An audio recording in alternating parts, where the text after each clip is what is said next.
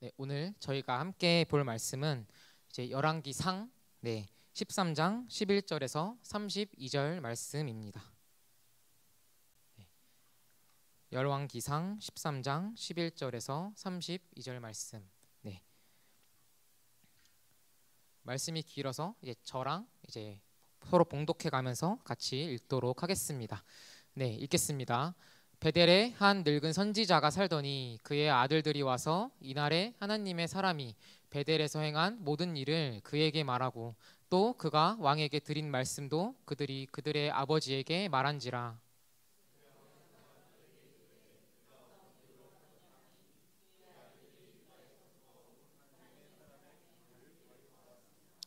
그가 그의 아들들에게 이르되 나를 위하여 나귀의 안장을 지우라.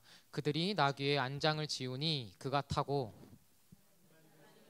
뒤따라가서 상수리 나무 아래에 앉은 것을 보고 이르되 그대가 유다에서 온 하나님의 사람이냐 대답하되 그러하다. 그가 그 사람에게 이르되 나와 함께 집으로 가서 떡을 먹으라. 나는 그대와 함께 돌아가지도 못하겠고 그대와 함께 들어가지도 못하겠으며 내가 이곳에서 그대와 함께 떡도 먹지 아니하고 물도 마시지 아니하리니 이는 여호와의 말씀이 내게 이르시기를 내가 거기서 떡도 먹지 말고 물도 마시지 말며 또 내가 오던 길로 되돌아가지도 말라 하셨음이로다. 그가 그 사람에게 이르되 나도 그대와 같은 선지자라. 천사가 여호와의 말씀으로 내게 이르기를 그를 내 집으로 데리고 돌아가서 그에게 떡을 먹이고 물을 마시게 하라 하였느니라 하니 이는 그 사람을 속임이라. 이에 그 사람이 그와 함께 돌아가서 그의 집에서 떡을 먹으며 물을 마시니라. 그들이 상 옆에 앉아 있을 때에 여호와의 말씀이 그 사람을 데려온 선지자에게 임하니 그가 유다에서부터 온 하나님의 사람을 향하여 외쳐 이르되 여호와의 말씀에 내가 여호와의 말씀을 어기며 내 하나님 여호와께서 내게 내리신 명령을 지키지 아니하고 돌아와서 여호와가 너더러 떡도 먹지 말고 물도 마시지 말라 하신 곳에서 떡을 먹고 물을 마셨으니 내 시체가 내 조상들의 묘실에 들어가지 못하리라 하셨느니라 하니라. 그리고 자기가 데리고 온 선지자가 떡을 먹고 물을 마신 후에 그를 위하여 나귀의 안장을 지우니라. 이에 그 사람이 가더니 사자가 길에서 그를 만나 물을 주매 그의 시체가 길에 버린 바 되니 나귀는 그 곁에 서 있고 사자도 그 시체 곁에 서 있더라. 지나가는 사람들이 길에 버린 시체와 그 시체 곁에 선 사자를 보고 그 늙은 선지자가 사는 성읍에 가서 말한지라. 그 사람을 길에서 데리고 돌아간 선지자가 듣고 말하되 이는 여호와의 말씀을 어긴 하나님의 사람이로다. 여호와께서 그에게 하신 말씀과 같이 여호와께서 그를 사자에게 넘기심에 사자가 그를 찢어 죽였도다 하고 이에 그의 아들들에게 말하여 이르되 나를 위하여 나귀의 안장을 지우라. 그들이 안장을 지우매 그가 가서 본즉 그의 시체가 길에 버린 바 되었고 나귀와 사자는 그 시체 곁에 서 있는데 사자가 시체를 먹지도 아니하였고 나귀를 찢지도 아니하였더라. 늙은 선지자가 하나님의 사람의 시체를 들어 나귀에 실어 가지고 돌아와 자기 성읍으로 돌아가서 슬피 울며 장사하되 곧 그의 시체를 자기의 묘실에 두고 오라 내 형제여 하며 그를 위하여 슬피 우니라. 그 사람을 장사한 후에 그가 그 아들들에게 말하여 이르되 내가 죽거든 하나님의 사람을 장사한 묘실에 나를 장사하되 내 뼈를 그의 뼈 곁에 두라. 그가 여호와의 말씀으로 베델에 있는 제단을 향하고 또 사마리아 성읍들에 있는 모든 산당을 향하여 외쳐 말한 것이 반드시 이룰 것임이니라. 아멘. 아멘. 네, 오늘은 이제 열왕기상 말씀을 가지고 여호와의 말씀대로라는 주제로 같이 말씀을 나누도록 하겠습니다.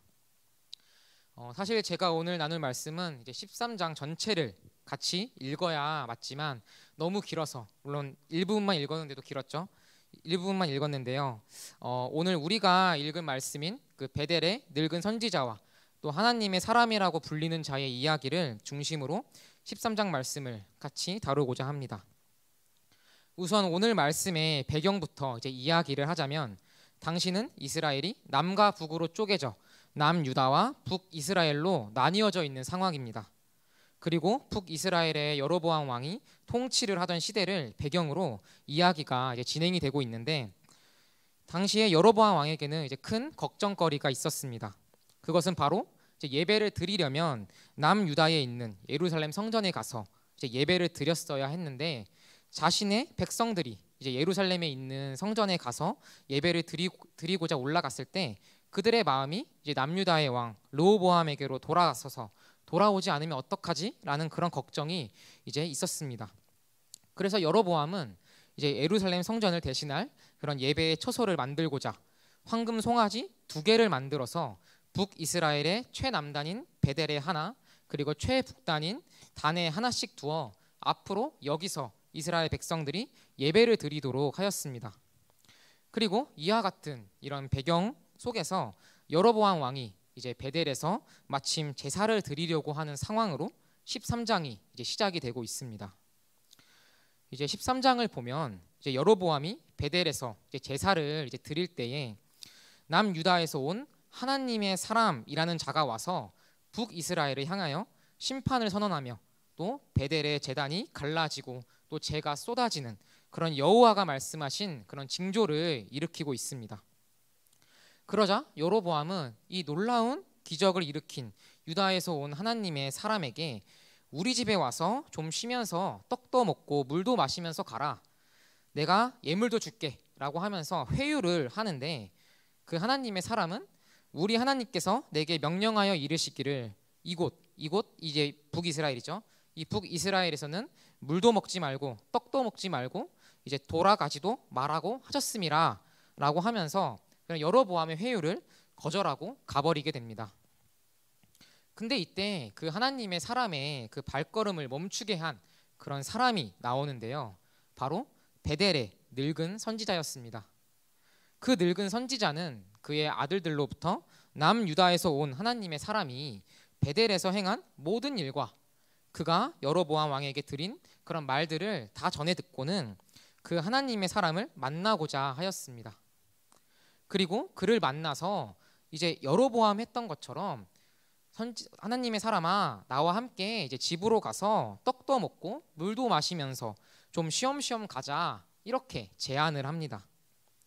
그러자 하나님의 사람은 이제 여로보암 왕에게 말했던 것처럼 똑같이 대답하며 늙은 그런 선지자의 그 제안을 거절을 하죠. 근데 그랬더니 이제 놀랍게도 이 베델의 늙은 선지자는 이렇게 말을 하며 하나님의 사람이 그런 떡과 물을 먹고 마시도록 설득을 시키는데요. 다 같이 오늘 말씀 PPT 넘겨주세요. 오늘 말씀 18절을 함께 읽어 보겠습니다. 18절 읽겠습니다. 그가 그 사람에게 이르되 나도 그대와 같은 선지자라. 천사가 여호와의 말씀으로 내게 이르기를 그를 내 집으로 데리고 돌아가서 그에게 떡을 먹이고 물을 마시게 하라 하였느니라 하니 이는 그 사람을 속임이라. 아멘. 하나님의 사람도 하나님의 말씀을 전하는 사람이고 이 베델의 늙은 선지자도 같은 하나님의 말씀을 전하는 자로서 둘은 서로 같은 선지자 동료 아닙니까?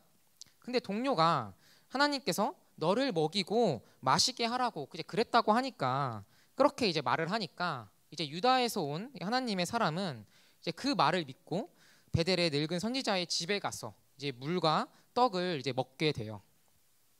근데 이 떡과 물이 미처 목구멍에 다 넘어가기도 전에 갑자기 베델의 이제 늙은 선지자에게 여호와의 말씀이 임하더니 늙은 선지자가 그 유다에서 온 그 하나님의 사람에게 외치면서 뭐라 말하냐면 너가 하나님이 말씀하신 명령을 지키지 아니하고 돌아와서 떡과 물을 먹고 마시지 말란 이곳에서 너가 떡을 먹고 물을 마셨으니 내 시체가 내 조상들의 묘실에 들어가지 못할 것이다. 즉 이 집을 나가자마자 넌 죽을 것이다 라고 하면서 하나님의 말씀을 선포합니다. 그리고 그 하나님의 사람은 떡과 물을 다 먹고 마신 후에 이제 하나님의 이제 말씀대로 이제 그 집을 나가고 나서 얼마 못 가 길에서 사자를 만나서 죽게 되므로 그의 시체가 길가에 버려지게 되죠. 그렇다면 이제 여기서 질문이 하나 생기는데 왜 늙은 선지자는 그 유다에서 온 그 하나님의 사람에게 하나님의 말씀이라면서 거짓을 말하고 그 거짓을 말함으로써 그가 하나님의 말씀을 어기게 하여 죽게 하였을까요? 오늘 우리가 함께 본 그 13장 전체를 보면 반복되어 나오는 구절이 있습니다. 그것은 바로 여호와의 말씀대로라는 구절입니다. 이 말은 13장 본문 전체를 푸는 열쇠가 바로 여호와의 말씀대로라는 말이라는 것이죠. 그래서 이 구절을 중점으로 이제 13장을 다시 보게 되면 맨 처음 여로보암의 잘못이 보이게 됩니다. 여로보암은 그 여호와의 말씀대로 하지 않고 자기의 판단대로 베델과 단에 초소를 세우고 황금 송아지를 만듭니다. 그리고 이로 인하여 하나님이 보내신 그 하나님의 사람으로부터 심판의 메시지를 듣게 되죠. 여로보암은 그를 회유하려 했으나 하나님의 사람은 여호와의 말씀대로 행해야 한다고 하며 단호히 거부합니다. 그러고는 우리가 방금 이제 살펴보았듯이 이제 돌아가는 길에 그런 베델의 선지자를 만나 이제 속임을 당해 하나님의 명령을 거역함으로 이제 죽게 되는데, 오늘 본문 이제 11절을 보면 늙은 선지자가 하나님의 사람을 만나고자 했던 그런 계기에 대해서 나옵니다. 11절을 보면 이 늙은 선지자는 그의 아들들로부터 하나님의 사람이 베델에서 행한 모든 일과 여로보암에게 말한 모든 일을 듣고 그를 만나고자 했음을 알 수가 있습니다. 하나님의 사람이 베델에서 행한 일은 여호와의 말씀대로 행하지 않는 그런 여로보암의 죄로 인한 북이스라엘을 향한 그런 심판의 메시지였습니다. 그리고 그가 여로보암에게 했던 말은 하나님께서 북이스라엘에서는 떡도 먹지 말고 물도 마시지 말고 왔던 길로도 돌아가지 말라고 하셨던 그런 여호와의 말씀이었습니다. 이제 선지자라는 건 자신이 말한 말대로 행해야 되는 사람으로서, 만약 선지자가 자신의 말에 어긋나는 행동을 해버리면 그것 자체가 그 사람의 말 자체가 거짓이라는 그런 증거가 됩니다. 그러므로 이 베델의 그 늙은 선지자가 하나님의 사람이 이제 여로보암에게 말했던 떡을 먹지도 물을 마시지도 말며 돌아가지도 말라는 말씀을 이제 들어서 아들들에게도 들어서 알았으면서도 그것을 그 하나님의 사람에게 권하였던 것은 하나님의 사람이 하나님의 말씀을 어기게 만들도록 하여 그가 선포했던 그런 북이스라엘을 향한 하나님의 심판의 메시지를 막고자 했던 것임을 알 수가 있습니다. 그러니까 그 늙은 선지자가 하나님의 사람을 만나자마자 했던 말이 바로 뭐죠? 나와 함께 집으로 가서 떡을 먹으라, 이렇게 권유했던 것이고, 하나님의 말씀이 자기에게 임했다면서 거짓말까지 하면서 그 하나님의 사람을 속였던 것입니다. 베델의 늙은 선지자는 하나님의 말씀보다 자신의 이데올로기가 앞선 사람이었습니다. 하나님의 선지자이면서도 하나님의 말씀보다 자신의 그 북이스라엘이 우선이었던 사람이었던 거죠. 그래서 이로 말미암아 그 순진한 그 하나님의 사람은 그 베델의 늙은 선지자의 말을 그대로 믿고선 속아 죽게 됩니다. 이와 같은 사실을 통해 우리는 이제 한 가지 사실을 알 수가 있습니다. 그것은 바로 우리가 하나님 앞에서 제대로 살 수 있는 방법은 여호와의 말씀대로 사는 것이라는 겁니다. 비록 이 늙은 선지자가 하나님의 말씀이 내게 임했다면서 거짓으로 하나님의 사람을 속이려고 했을지라도 이 하나님의 사람이 여호와의 말씀대로 그 여호와의 말씀을 기준 삼아 행동했더라면, 순종했더라면, 그가 그 베델의 늙은 선지자가 자신과 같은 선지자건 자신에게 하나님의 말씀이 임했다는 등의 그런 늙은 선지자의 말이건 뭐건 간에 흔들리지 않고 자신에게 주어진 그 여호와의 말씀대로 하나님 앞에서 제대로 살아갈 수 있었을 것입니다. 어찌 보면 좀 억울해 보일 수도 있으나 사실 성경에는 이와 같이 선지자가 자신의 잘못이든 아니든 간에 여호와의 말씀대로 살지 않아서 결국 죽임을 당하는 그런 일들이 또 나오는데요.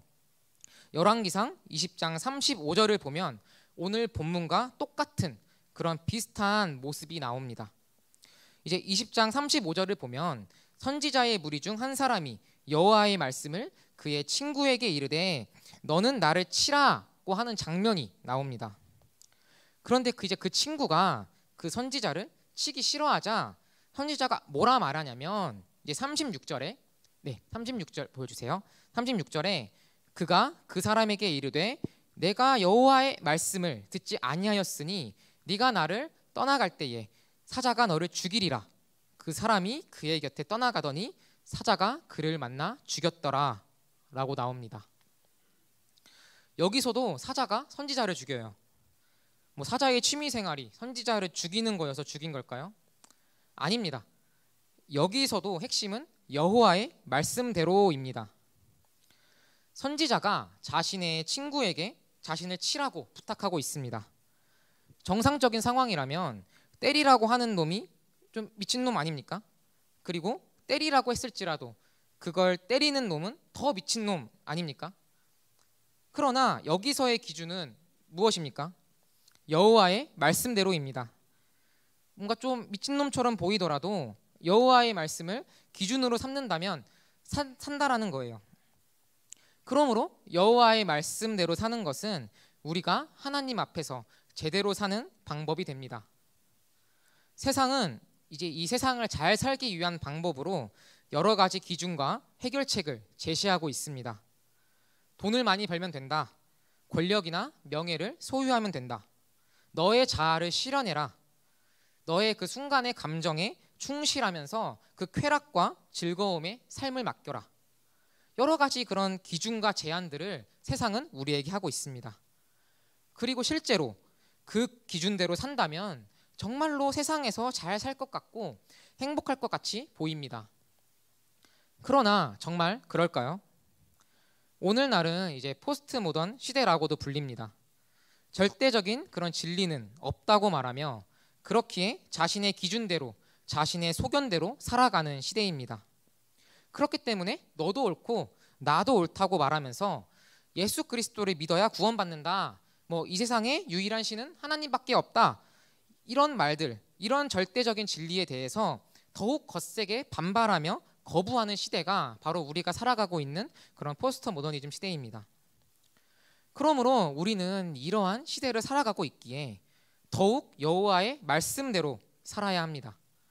그것만이 우리가 이 시대 속에서 유일하게 잘 살 수 있는 길입니다. 늙은 선지자가 여호와의 말씀이 아닌 자신의 소견대로 자신의 이데올로기를 기준 삼아서 행동하며 유다에서 온 그 하나님의 사람을 속였고 죽이게 만들었음을 우리는 기억해야 합니다. 우리가 여호와의 말씀대로 살고자 하여도 이 시대의 소견과 진리는 여호와의 말씀을 공격하며 반발합니다. 마치 늙은 선지자가 자신의 소견을 위해 하나님의 사람을 속여 하나님의 말씀에 불순종하게 만들었듯이 이와 같은 모습이 오늘날에도 많이 있다라는 거예요. 우리가 살아가고 있는 이 시대는 우리의 진리를 공격하고 해체하려는 수많은 세계관과 가치관들 또 개개인의 소견들이 넘쳐나고 있습니다. 그럴 때일수록 우리는 이 유다에서 온 하나님의 사람, 이 사람이 겪은 일들을 반면교사 삼아서 하나님의 말씀을 올바르게 분별할 줄 알아야 합니다. 이 유다에서 온 하나님의 사람은 하나님이 말씀하셨기 때문이라는 그런 단순한 이유에서 오는 순종이 아니었기 때문에 이 늙은 선지자의 말에 속아서 실패하게 됐던 거예요.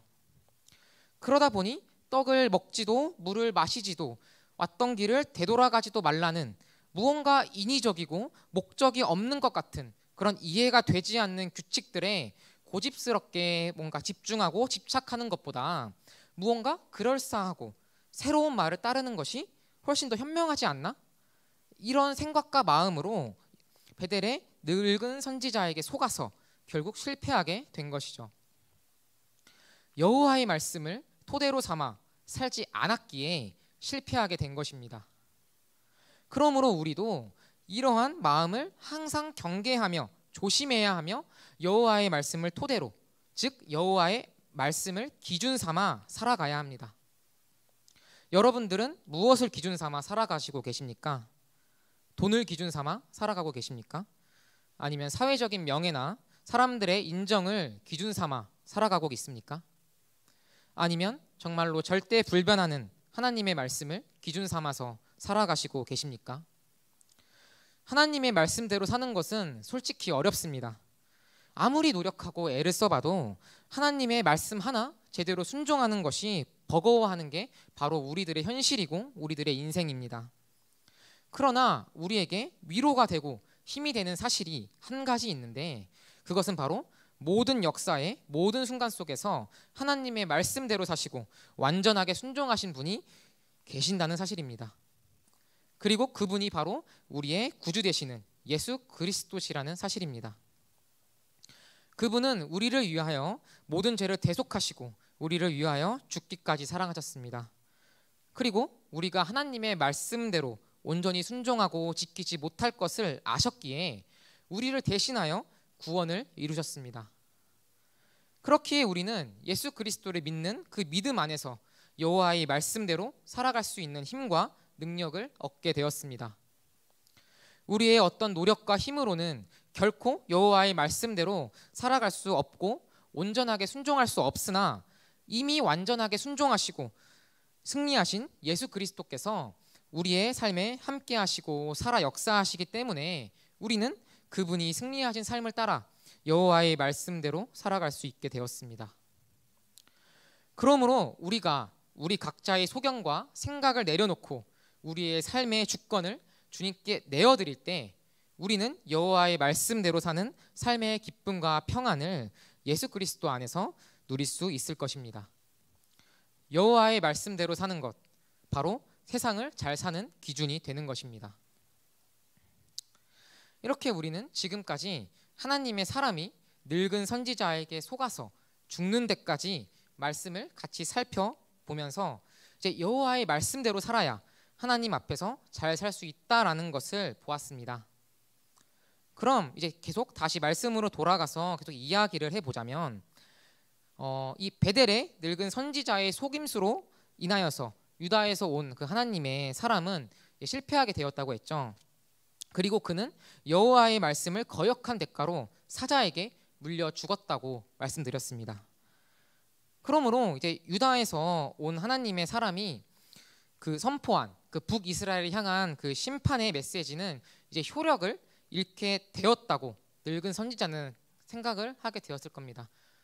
왜냐하면 그 하나님의 사람이 선포한 그 메시지, 그 메시지가 있었음에도 불구하고 그 하나님의 사람은 이제 그 이 늙은 선지자의 꿰매 빠져서 결국 하나님의 말씀을 거역하게 되었고, 그로 말미암아 그 하나님의 사람이 선포한 그 심판의 메시지도 마찬가지로 효력을 잃게 되었다고 이제 생각을 하였던 거죠. 아마 이 늙은 선지자는 이제 이때까지만 하더라도 자신의 소견대로 되었다고 좋아하고 있었을 것 같아요. 그런데 이제 조금 있다 보니까 사람들 사이에서 이제 어떠한 소문이 하나 돌기 시작하는데, 어떤 소문이냐면 남유다에서 온 선지자가 여호와의 말씀을 어김으로 인하여 사자한테 정말로 물려 죽었다는 소문이었습니다. 여기까지는 특별한 게 없어 보입니다. 근데 여기서 문제가 뭐냐면 물려 죽고 나서의 상황이 희한한 거예요. 오늘 말씀 이제 28절을 읽어보도록 하겠습니다. 그가 가서 본즉 그의 시체가 길에 버림받았고 나귀와 사자는 그 시체 곁에 서 있는데 사자가 시체를 먹지도 아니하였고 나귀를 찢지도 아니하였더라. 아멘. 이 말씀처럼 보면 사자가 하나님의 사람을 물어 죽인 것 자체는 이상할 것이 없습니다. 그런데 여기서 희한한 것은 우리가 생각하는 일반적인 상황이라면 사자가 그 선지자를, 그 하나님의 사람을 물어 죽인 다음에 시체를 먹었거나 훼손을 하는 게 일반적인 상황이라면 당연한 건데, 이 사자는 이 선지자를 죽인 다음에 전혀 시체를 건드리지 않고 그냥 있었다라는 것이죠. 게다가 또 나귀는 어떻습니까? 사자가 그 하나님의 사람을 덮쳤으면 나귀는 놀라서 이미 다른 곳으로 사라졌어야 하는데, 그 사자에게 그 물려 죽은 그 하나님의 사람의 그 시체 옆에 가만히 서 있다고 합니다. 이 모습은 마치 사자, 시체, 나귀 셋이 무슨 백화점의 그 마네킹 마냥 이렇게 나란히 진열되어 있는 모습인 것이죠. 네, 사진 보여주세요. 바로 이런 모습입니다. 딱 봐도 이상해 보이죠. 그러다 보니 이와 같은 이런 희한한 상황에 소문이 났던 것입니다. 그래도 이 늙은 선지자는 그래도 명색이 선지자인지라 이 소문을 딱 듣는 순간, 이 상황은 어떤 우연하고 그냥 특이한 그냥 어떤 자연적인 일이 아니라 지금 그곳에서 초자연적인 일이 벌어지고 있구나, 이 사실을 느끼게 됩니다. 그래서 급히 그 소문의 현장을 찾아갔고 그 현장에서 사자가 하나님의 사람의 시체를 그 먹는 것을 거절하고 있는 그런 모습을 보면서 하나님의 사람도 존중하지 않았던 그 하나님께서 하신 말씀, 하나님이 먹지도 마시지도 돌아가지도 말라는 그 금지 사항을 그 지키는 모습을, 그 사자가 그 말씀을 지키고 있는 것을 보면서 이 늙은 선지자는 지금까지 벌어졌던 그 모든 일들이 진짜 하나님이 하신 일이구나 라는 것을 한 번에 이제 깨닫게 됩니다. 그리고 깨닫는 순간 그 유다에서 온 그 하나님의 사람이 진짜 참 선지자였고, 이 선지자를 통해 선포된, 이 선지자를 통해서 주어진 그 하나님의 말씀이 반드시 성취될 수밖에 없다라는 것을 이제 깨닫게 되면서 자기 아들들에게 내가 죽으면 내 시체를 이 사람의 뼈, 그 하나님의 사람의 뼈에 같이 묻어달라고 이제 부탁을 하게 됩니다. 이 유다에서 온 이 하나님의 사람이 했던 그 예언이 그대로 성취될 것이라고 또 선언하게 됩니다. 이 늙은 선지자는 어떻게든 그 유다에서 온 하나님의 사람을 그 원래의 그 명령에서 벗어나게 하려고 애를 썼었고, 실제로 성공해서 하나님의 말씀에 그 명령에서 벗어나게 했지만, 그 과정에서 이 늙은 선지자는 오히려 그 하나님의 말씀을 받게 되었으며 그 이후에 일어나는 그 일들을 통해서 하나님의 말씀의 대적자에서 지지자로 변화하게 됩니다.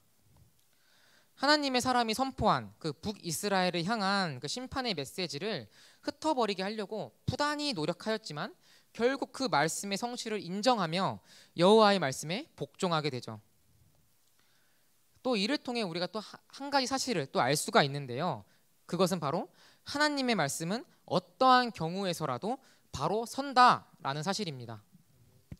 우리는 그 늙은 선지자가 자기의 뜻과 소견대로 여호와의 말씀을 가로막더라도, 그리고 또 유다에서 온 하나님의 사람이 그 여호와의 말씀을 배반하더라도 그 모든 행동들이 어쩔 수 없이 하나님의 말씀을 추진시키고 있으며 심지어 목숨을 희생하면서까지 사자와 시체, 그런 나귀의 모습을 통해서 그 여호와의 말씀을 뒷받침하는 모습을 우린 볼 수 있었습니다. 그리고 우리는 이 늙은 선지자가 나중에는 그 하나님의 말씀을 받아들이고 순종하였지만 그 전에는 그 자기 뜻대로 자기가 받아들이기 싫은 그 하나님의 말씀은 가로막고 자신이 원하는 그런 하나님의 말씀만 받아들이려는 이런 모습을 보면서 저는 이 늙은 선지자의 이러한 모습이 우리가 살아가고 있는 그런 우리의 시대와 비슷하다고 생각이 되었습니다. 바로 앞서 잠깐 이야기했던 그런 포스트 모더니즘에서 좀 더 발전된 포스트 트루스, 탈진실 시대라고 합니다. 오늘날은 이제 포스트 모더니즘 시대인과 동시에 포스트 트루스라고 하는 탈진실 시대이기도 하는데요. 이 탈진실 시대란 진리가 개인의 정치적 입장에 종속된다는 시대, 자신의 의견에 부합한다는 사실만 진실로 받아들이고 심지어 자기 의견에 맞는 진실로 하여금 다른 진실을 조작까지 하는 모습, 그러니까 가짜뉴스를 비롯하여 사람들이 자신의 의견과 생각을 강화시키고자 자신과 일치하는 정보만을 선택적으로 소비하려는 그런 모습이 나타나는 게 바로 우리가 살아가고 있는 그런 탈진실 시대의 특징입니다. 이것은 오늘 말씀이 보여주는 자기가 받아들이기 싫은 그런 하나님의 말씀은 가로막고 자신이 원하는 하나님의 말씀만 선택적으로 받아들이려는 그런 베델의 늙은 선지자의 모습과 다를 바 없어 보입니다. 그리고 이러한 늙은 선지자와 같은 모습은 동시에 이 탈진실 시대 속에서 현재를 살아가고 있는 많은 그리스도인들에게도 보여지고 있는데요. 어떤 모습이냐면 하나님의 말씀을 그 말씀 자체로 받아들이지 않고 자신이 원하고 바라는 생각대로, 그 의견대로 자신의 의견에 부합하는 사실들로만 말씀들을 짜집기하여 받아들이는 모습이 보이고 있습니다. 예를 들자면 회개하라, 돌이켜라, 심판이 있을 것이다 라는 이런 말씀들은 듣기 싫어하면서 하나님께서 복을 주실 것이다, 너가 범사에 잘되고 강건하여질 것이다 와 같은 그런 듣기 좋은 말씀들만 듣길 원하는 모습들이죠. 복음을 받아들인 그런 믿는 사람들조차도 자기가 듣길 원하는 말씀만 듣고자 하는 이러한 모습들을 보이곤 하는데 이러한 탈진실 시대 속 하나님의 복음은 세상 속에서 특히나 더욱 바로 서기가 어려워 보입니다. 복음은 사람들에게 죄인이라고 말하고 예수를 믿지 않으면 구원받지 못한다고 말하고 있습니다. 진실보다는 자신의 감정이나 개인적인 신념이 더 큰 영향을 미치는 이 탈진실 시대를 살아가고 있는 사람들에게는 그 사람들에게 너네는 죄인이야, 예수를 믿지 않으면 구원받지 못해 라는 이런 복음의 메시지는 더욱 거센 반발과 화만 불러일으킵니다. 그러나 그럼에도 불구하고 우리가 기억해야 할 것은 여호와의 말씀은 어떠한 경우와 상황 속에서도 바로 선다라는 사실을 우린 기억해야 합니다. 늙은 선지자가 말씀을 가로막고 유다에서 온 그 하나님의 사람은 속아 넘어가서 하나님의 말씀을 배반하여 죽게 되었지만 그럼에도 불구하고 하나님은 선지자들의 그런 인간적인 결격이나 부족함을 넘으면서까지 그분의 말씀의 성취를 나타내 보이십니다. 실제로 하나님의 사람이 선포한 그 하나님의 말씀은 훗날 요시야 왕 때 실행된 그 종교 개혁을 통해서 그 말씀의 성취가 이루어지는데요. 열왕기하 말씀에 그 내용이 나와 있습니다. 열왕기하 23장 16절을 다 같이 읽어보도록 하겠습니다. 요시야가 몸을 돌이켜 산에 있는 무덤들을 보고 보내어 그 무덤에서 해골을 가져다가 제단 위에서 불살라 그 제단을 더럽게 하니라. 이 일을 하나님의 사람이 전하였더니 그 전한 여호와의 말씀대로 되었더라. 아멘. 이처럼 하나님의 말씀은 우리가 막는다고 하여, 우리가 외면한다고 하여 바꿀 수 없는 그런 진리의 말씀입니다. 하나님은 그분의 그 주권적인 계획과 섭리 속에서 그분의 말씀을 진행하시며 반드시 이루어 가십니다. 그러므로 여호와의 말씀은 그 어떤 경우에서라도 바로 선다라는 그 사실을 우린 기억해야 합니다. 그리고 여호와의 말씀은 어떠한 경우에서라도 바로 서가기 때문에 우리들이 이 세상을 잘 살아가는 비결이 된다는 사실도 기억해야 합니다. 늙은 선지자는 비록 처음엔 하나님의 말씀에 온전히 순종치 못하고 하나님의 말씀을 붙잡지 못하였지만 나중에라도 오늘 말씀 31에서 32절에 나오는 그 고백처럼 하나님의 말씀을 믿음으로 고백합니다. 뭐라 고백하냐면 하나님의 사람을 장사한 묘실에 나를 장사하되 내 뼈를 그의 뼈 곁에 두라. 또 그가 여호와의 말씀으로 베델에 있는 제단을 향하고 또 사마리아 성읍들에 있는 모든 산당을 향하여 외쳐 말한 것이 반드시 이룰 것임이니라. 이렇게 이 늙은 선지자는 선포하며 하나님의 말씀에 대한 그 자신의 믿음을 보여주고 있습니다. 그리고 이 늙은 선지자는 그 여호와의 말씀의 성취에 관한 그런 믿음으로 말미암아 그의 뼈가 보호받고 구원받는 상을 받게 되는데요. 열왕기하 23장 17절에서 18절의 말씀을 제가 읽어드리도록 하겠습니다. 요시야가 이르되 내게 보이는 저것은 무슨 비석이냐 하니 성읍 사람들이 그에게 말하되 왕께서 베델의 제단에 대하여 행하신 이 일을 전하러 유다에서 왔던 하나님의 사람의 묘실이니이다 하니라. 이르되 그대로 두고 그의 뼈를 옮기지 말라 하매 무리가 그의 뼈와 사마리아에서 온 선지자의 뼈는 그대로 두었더라. 네.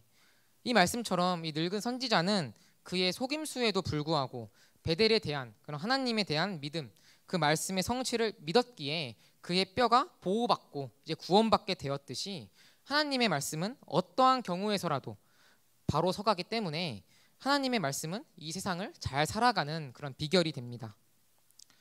우리들의 말씀 되시는 그런 예수 그리스도께서는 이 땅에 오셔서 하나님의 말씀을 선포하셨습니다.